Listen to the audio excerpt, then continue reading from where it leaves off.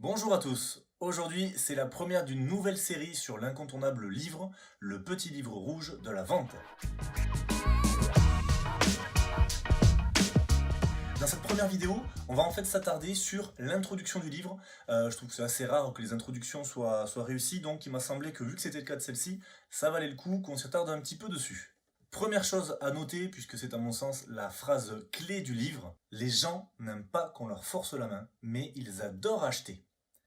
L'auteur complète également cette phrase avec une autre phrase qui est que donc le travail d'un excellent vendeur est en fait de créer une atmosphère qui incite le client à acheter. Si vous ne deviez retenir qu'une chose de cette vidéo, c'est vraiment ça.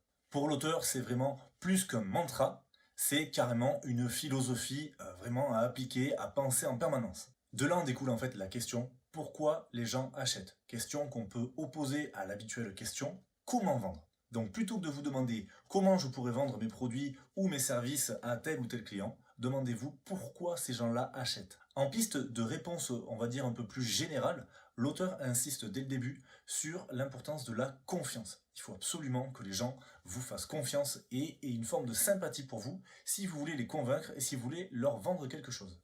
L'auteur donne en fait une liste de possibles raisons qui vont faire que les gens achètent et il répète en fait dans ces raisons sous différentes formes, l'importance de la confiance. Autre concept important, évoqué par l'auteur dès l'introduction, c'est la notion de long terme, le fait de réfléchir à long terme et surtout pas à court terme. Au lieu de penser en fin du mois, pensez en termes de fin des temps. Pensez carrière et pas emploi. C'est évidemment une phrase qui est exagérée, c'est le ton de l'auteur tout au long du livre, il essaie de nous faire passer des messages avec pas mal d'humour, je trouve que c'est assez réussi, mais retenez vraiment cette idée d'importance du long terme.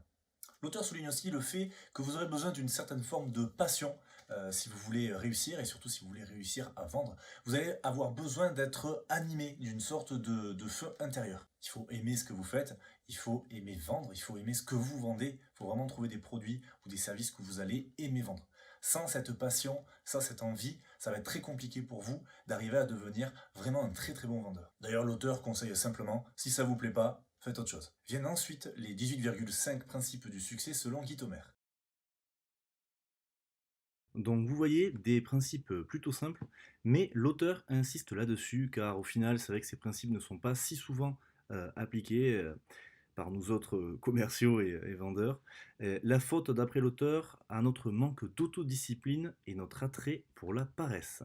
Vient ensuite une partie dédiée à nos peurs. L'auteur montre en fait que nous sommes dans une société qui est conditionnée négativement.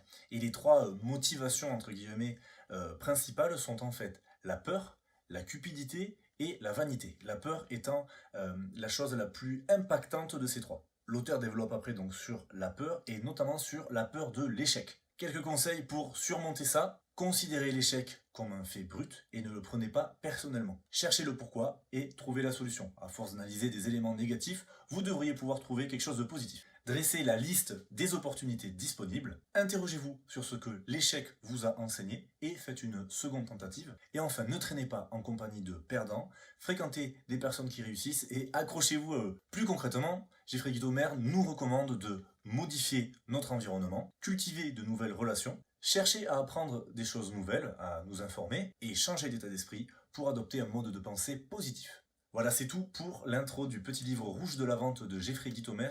Prochaine vidéo, on se penchera sur le premier des 12,5 chapitres du livre.